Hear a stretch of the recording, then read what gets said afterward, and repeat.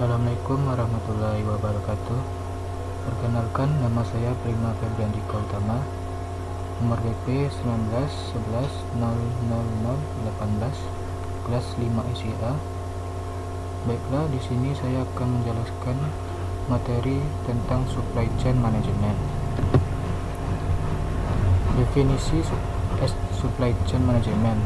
Supply chain management berhubungan erat dengan aliran manajemen material, informasi, dan finansial dalam suatu jaringan yang terdiri dari supplier, perusahaan, distributor, dan pelanggan menurut Stanford Supply Chain Forum tahun 1999.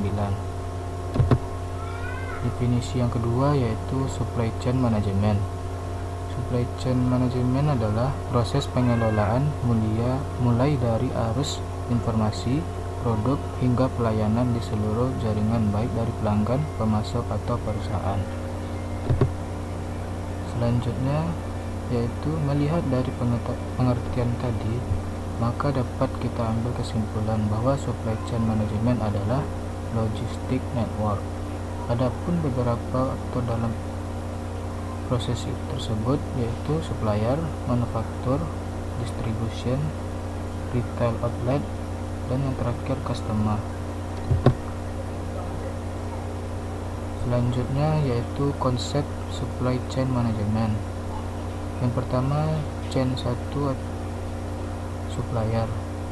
Jaringan ini bermula dari sini, di mana mata rantai penyaluran barang akan dimulai. Kata supplier ini termasuk juga suppliernya supplier atau sub-supplier. Jumlah supplier bisa banyak atau sedikit, dan biasanya jumlah supplier banyak sekali. Yang kedua, chain 1-2 supplier manufaktur. Rantai pertama dihubungkan dengan rantai kedua, yaitu manufaktur. Hubungan antara supplier dan manufaktur mempunyai potensi untuk melakukan penghematan.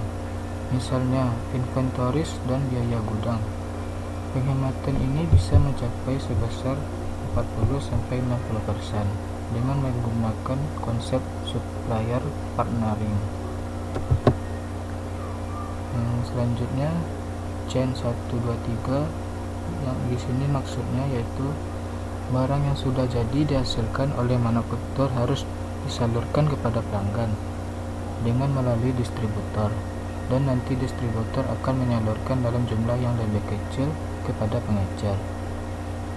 Chain 1-2-3-4 maksudnya di sini dari gudang distributor hasil produksi disalurkan ke gudang pengecer yang nantinya diletakkan di rak pengecer atau outlet. Pada tahap ini dapat diperoleh kesempatan penghematan dalam bentuk jumlah inventories dan biaya gudang. Chain 1-2-3-4-5 maksudnya di sini barang yang diletakkan di outlet ditawarkan langsung kepada pelanggan atau pembeli barang tersebut, dan inilah tahap akhir dari supply chain management. Selanjutnya yaitu komponen supply chain management. Menurut Worden and Welgun 2008, supply chain management memiliki komponen dasar, diantaranya yang pertama plan. Kesuksesan supply chain management terletak pada proses penentuan strategi chain management. Tujuan dari proses perumusan strategi ialah agar tercapai efisiensi dan efektivitas biaya, serta terjaminnya kualitas produk yang dihasilkan hingga sampai ke konsumen. Yang kedua, source.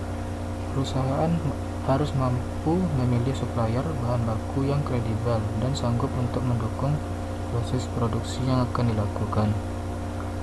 Oleh sebab itu, manajer supply chain management harus dapat menetapkan harga, mengelola pengiriman, pembayaran bahan baku, dan menjaga serta meningkatkan hubungan bisnis terhadap supplier. Dan C, MAC. Komponen ini adalah tahap manufacturing. Manajer supply chain management melakukan penyusunan jadwal aktivitas yang dibutuhkan dalam produksi, uji coba produk, pengemasan, dan persiapan pengiriman produk berupa barang atau jasa. Perusahaan juga harus mampu melakukan kualitas output produksi serta produktivitas pekerja yang di-deliver. Perusahaan memenuhi pesanan dari permintaan konsumen, mengelola jaringan gudang penyimpanan, memilih distributor untuk menyerahkan produk ke konsumen, serta mengatur sistem pembayaran. Yang terakhir, perencanaan supply chain management harus mampu membuat jaringan yang fleksibel serta responsif untuk produk, barang, atau jasa. Cacat dari konsumen dan membentuk layanan aduan konsumen yang memiliki masalah dengan produk yang dikirimkan.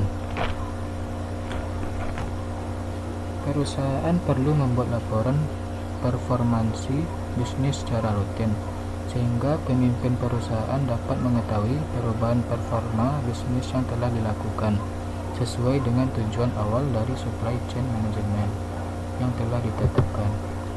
Selanjutnya yaitu tujuan dari supply chain management. Tujuan dari supply chain management diantaranya adalah: yang pertama, mencapai biaya yang minimum dan tingkat pelayanan yang maksimum. Manajemen rantai pasokan atau supply chain management mempertimbangkan segala fasilitas yang berpengaruh terhadap barang atau jasa yang dihasilkan dan biaya yang diperlukan dalam memenuhi kebutuhan konsumen. Yang kedua, memenuhi kebutuhan konsumen dan menghasilkan keuntungan. Yang terakhir, bisa memenangkan persaingan pasar. Untuk bisa memenangkan persaingan pasar, maka rantai pasokan harus menyediakan barang atau jasa yang murah, berkualitas, variatif, dan tepat waktu. Selanjutnya, manfaat SCM atau Supply Chain Management. Yang pertama, kepuasan konsumen. Kepuasan konsumen adalah target dari kegiatan produksi setiap barang atau jasa yang dihasilkan oleh perusahaan. Konsumen yang dimaksud dalam konteks ini adalah konsumen yang setia dalam jangka waktu yang panjang. Yang kedua, meningkatkan pendapatan. Meningkatkan pendapatan itu artinya semakin banyak konsumen yang setia menjadi mitra perusahaan, maka akan meningkatkan pendapatan perusahaan, sehingga produk-produk yang dihasilkan perusahaan tidak akan percuma karena diminati oleh konsumen. Yang C, menurunkan biaya, berarti pengintegrasian barang atau jasa dari perusahaan kepada konsumen akhir berarti pula mengurangi biaya-biaya pada jalur distribusi. Yang keempat atau D, pemanfaatan aset semakin tinggi. Aset terutama faktor sumber daya manusia akan semakin terlatih dan terampil baik dari segi pengetahuan dan keterampilan. Tenaga manusia akan mampu memberdayakan penggunaan teknologi tinggi sebagaimana yang dituntut dalam pelaksanaan supply chain management. Yang terakhir, peningkatan laba.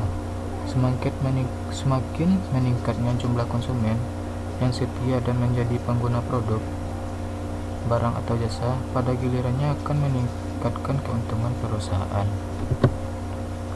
Prinsip-prinsip SCM. Prinsip-prinsip supply chain management adalah sinkronisasi dan koordinasi kegiatan-kegiatan dengan aliran barang atau jasa, baik dalam suatu organisasi maupun antar organisasi. Prinsip-prinsip ini terbagi atas beberapa berikut. Yang pertama, menyesuaikan jaringan logistik untuk melayani konsumen yang berbeda. Yang kedua, mensegmentasikan konsumen berdasarkan kebutuhannya. Yang C, mendengar dan mengamati sinyal pasar dan jadikan sinyal tersebut sebagai dasar dalam perencanaan kebutuhan sehingga hasil ramalan konsistensi dan alokasi sumber dana optimal. Yang D, mengelola sumber-sumber supply secara strategis untuk mengurangi ongkos kepemilikan dari material maupun jasa. Yang E, mendiferensiasikan barang atau jasa pada titik yang lebih dekat dengan konsumen dan mempercepat konversi sepanjang.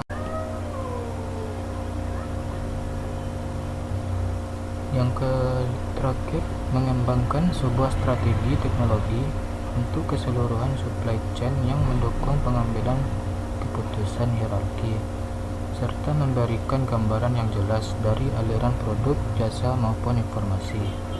Baiklah, sekian dari presentasi saya. Apabila kurang mohon dimaafkan. Assalamualaikum warahmatullahi wabarakatuh.